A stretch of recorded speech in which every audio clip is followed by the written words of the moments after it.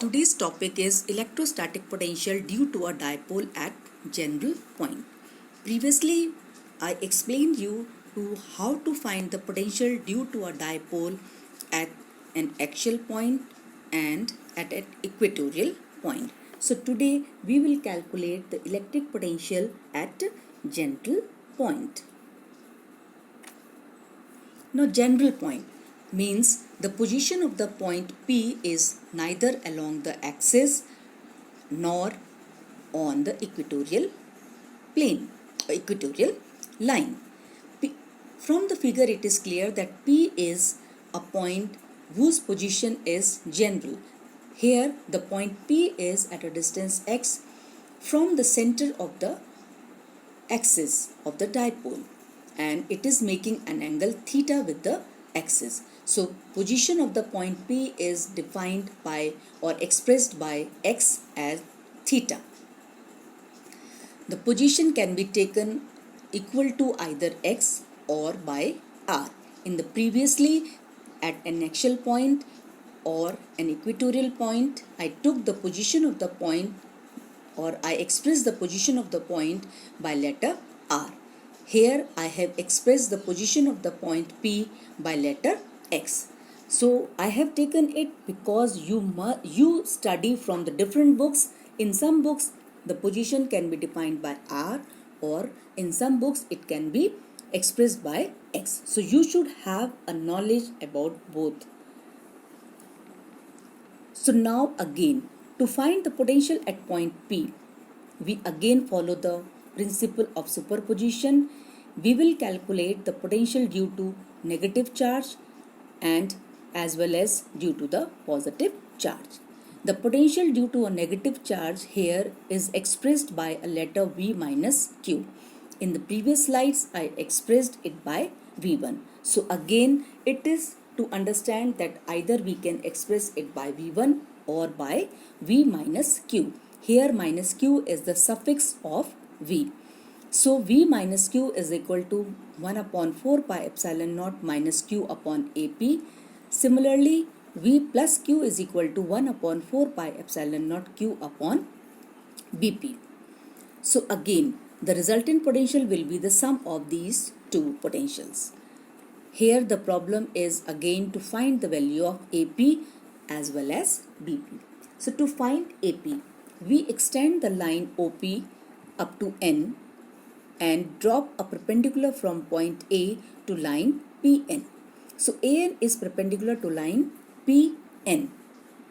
Now from the figure it is clear that PN is equal to OP plus ON. OP is given equal to X. Now problem is to find ON. AON or ANO. Triangle ANO is a right triangle. Using the trigonometric, we can find out ON, which comes equal to A cos theta. So here AP becomes X plus A cos theta. Similarly, to find BP, drop a perpendicular from point B to line OP, that is BM. BMO is a right triangle. Using trigonometry from this triangle, OM is equal to A cos theta, and in triangle PMB, we can say approximately PB is equal to PM and PM is OP minus OM. So it is equal to X minus A cos theta. So by putting the value of AP and BP in the expressions of V minus Q and V plus Q, we can get the resultant potential. V is equal to 1 upon 4 pi epsilon naught Q in bracket minus 1 upon AP plus 1 upon BP. Put the values of AP and BP, simplify it using your prior knowledge of mathematics and get the final result. V is equal to 2AQ cos theta upon 4 pi epsilon naught x square minus a square cos square theta. Again, 2AQ is equal to the dipole moment P. So dipole moment P is equal to 2AQ. 2AQ can be replaced by letter P. So V is equal to 1 upon 4 pi epsilon naught P cos theta upon x square minus a square cos square theta. This is the final expression for the potential at any general point. So at any general point, this can be expressed in the terms of x as well as theta. Now just by putting the value of theta, by the different values of theta, we can find the position, the potential at any point.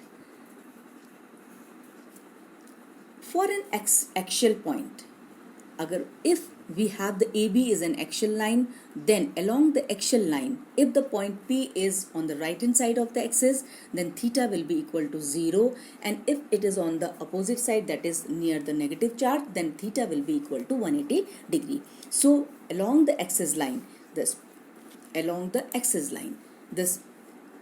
theta can be 0 degree or 180 degree. If we put theta is equal to 0 degree or first put the theta is equal to 0 degree, we will get V is equal to P cos 0, and we know that cos 0 is equal to 1. So V will become 1 upon 4 pi epsilon naught P upon x square minus a square, which we have already calculated. Now if theta is 180 degree, then cos 180 degree is minus 1, and in this case V will become 1 upon 4 pi epsilon naught minus P upon x square minus a square. So the value of the potential depends whether the point of observation is on the axis of is along the axis AB, whether it is on the right hand side of the axis or it is on the left hand side of the axis. So it will be plus minus 1 upon 4 pi epsilon naught P upon r square. So this is the potential has the greatest positive or the greatest negative value. Equatorial point. Now if the point P lies on the equatorial line of the dipole, then theta is equal to 90 degree, and we know that cos 90 is 0, so potential V is equal to 0. That is, the potential at any point on the equatorial line of the dipole is 0. However, the electric field at such point is non-zero. Thank you.